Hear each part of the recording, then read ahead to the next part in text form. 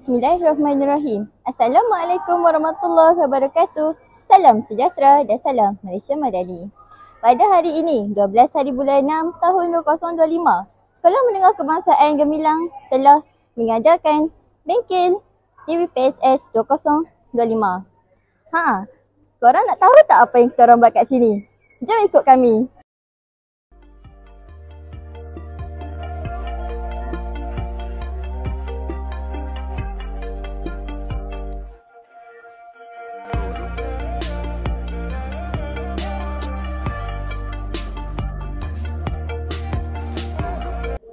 Bengkel ini menghiburkan pelajar dari pelbagai sekolah yang berminat dalam dunia penyiaran.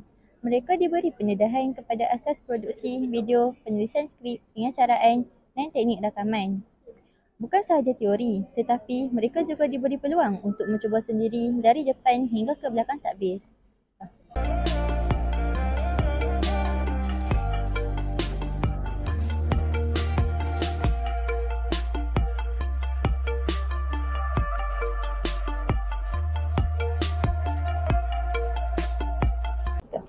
Macam mana? Korang tertarik tak nak jual bengkel ni?